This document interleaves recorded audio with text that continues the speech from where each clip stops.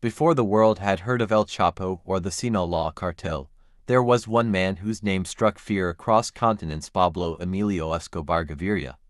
Known as El Patron, he transformed cocaine trafficking into one of the most profitable criminal enterprises in history.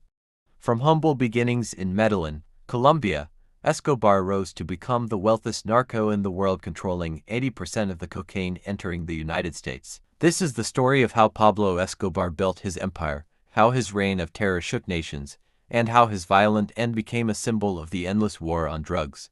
Pablo Escobar was born in 1949 in Rio Negro, Colombia, and grew up in Medellin. From a young age, he was ambitious, street-smart, and willing to break the rules. He started small, stealing tombstones, smuggling cigarettes, and running petty scams, but his ambitions were far greater. By the late 1970s, Escobar entered the booming cocaine trade. Colombia had the perfect geography for coca cultivation, and the United States had an insatiable appetite for the drug.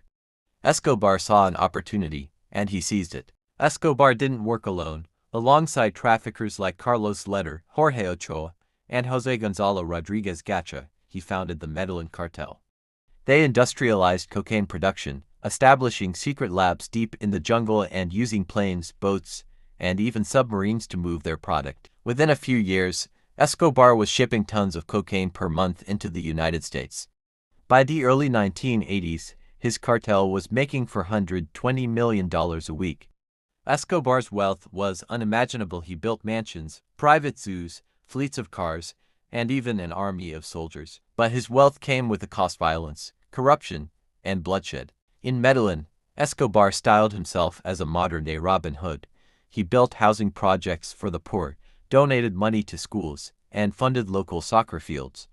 To many of Medellin's poorest, he was a hero. They called him El Patron with reverence, but to his enemies, Escobar was a ruthless murderer. He used the motto plata o plomo, silver or lead, bribe or bullet.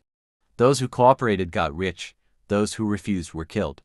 Judges, police, journalists, even politicians, no one was safe. By the mid-1980s, Escobar's violence escalated into outright war against the Colombian government.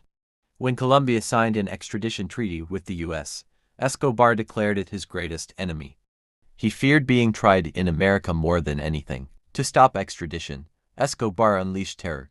He ordered assassinations of judges and politicians.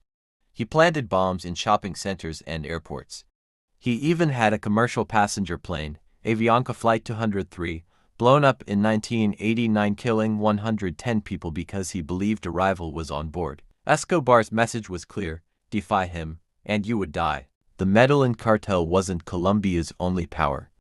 The Cali cartel, led by the Rodriguez Orellana brothers, was Escobar's greatest rival. Unlike Escobar's violent style, the Cali cartel preferred bribery and stealth. The rivalry between Medellin and Cali turned Colombia into a battlefield. Assassinations, kidnappings, and massacres became common. Civilians lived in constant fear, trapped between rival cartels and a corrupt state. By the early 1990s, Escobar was the world's most wanted man. The United States and Colombia launched Operation Search Block, a joint task force of police and military dedicated to capturing him. With billions at stake, Escobar used his fortune to hide, bribe, and fight back. In 1991, Escobar struck a deal with the Colombian government. He would surrender, but only if he could serve his sentence in a prison he built himself. The result was La Catedral, a luxury prison complete with a soccer field, nightclub, and jacuzzi. Escobar continued to run his empire from behind bars. When the government tried to move him to a real prison, Escobar escaped.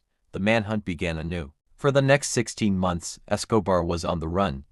The Colombian police and a vigilante group known as Los Peps hunted him relentlessly. His empire crumbled, his allies betrayed him, and his fortune shrank. On December 2, 1993, Escobar was cornered in Medellin. He tried to escape across the rooftops of his neighborhood, firing at police.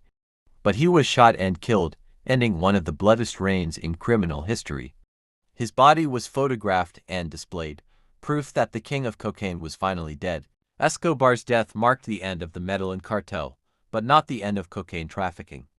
The Cali cartel rose in its place, and later, Mexico's cartels would dominate the trade. For Colombians, Escobar left scars that remain to this day: thousands of lives lost, billions in damage, and a legacy of corruption and fear. To some, he remains a folk hero. To others, he was a terrorist. Escobar's story is not just about drugs, it is about power, greed, and the cost of violence. His rise and fall show how one man can bend nations to his will, but also how no empire of blood can last forever. Pablo Escobar once declared, "Better a grave in Colombia than a cell in the United States." In the end, he got what he wanted: a grave in Medellin, but his empire lives on in legend, and the war he started still rages today.